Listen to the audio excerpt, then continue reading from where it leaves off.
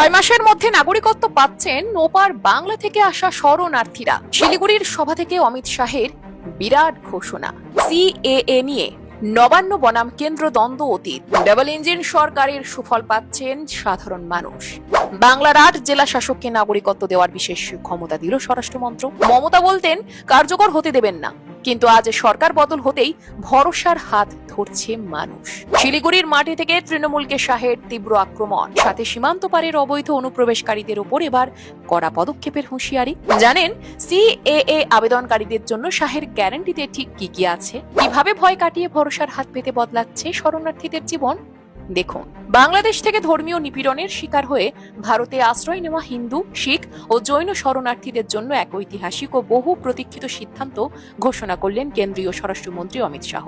নাগরিকত্ব সংশোধনী আইন বা সিএএ এর অধীনে আবেদন জানানো সমস্ত যোগ্য শরণার্থীদের আগামী মাত্র 6 মাসের মধ্যেই পূর্ণাঙ্গ ভারতীয় নাগরিকত্ব প্রদান করা হবে বলে স্পষ্ট প্রতিশ্রুতি দিয়েছেন তিনি।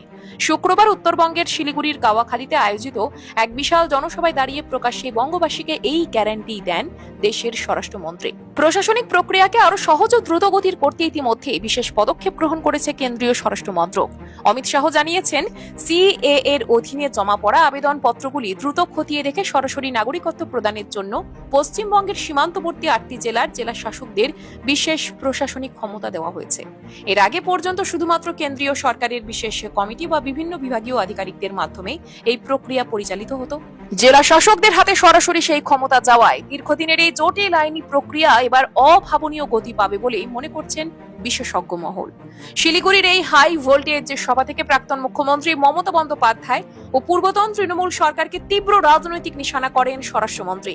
সিএএ কার্যকরের সূচনা লগ্নে মমতা বন্দ্যোপাধ্যায়ের বিরোধিতার প্রসঙ্গ টেনে শাহ বলেন, তৎকালীন সরকার বলতো যে বাংলায় সিএএ কার্যকর হতে দেওয়া হবে না, কিন্তু সময়ের পরিবর্তনের সাথে সাথে সেদিনের বিরোধীরাই আজ ক্ষমতাচ্যুত হয়েছে এবং রাজ্যে নতুন বিজেপি সরকার দায়িত্বে এসেছে। একই সাথে একদিকে যেমন যোগ্য শরণার্থীদের সম্মানজনক নাগরিকত্ব দেওয়া হবে, অন্যদিকে রাজ্য সীমান্ত দিয়ে ঢুকে পড়া অবৈধ অনুপ্রবেশকারীদের পুঙ্খানুপুঙ্খ চিহ্নিত করে রাজ্য থেকে বের করে দেওয়ার কড়া হুঁশিয়ারিও উঠে এসেছে স্বরাষ্ট্রমন্ত্রীর বক্তব্য।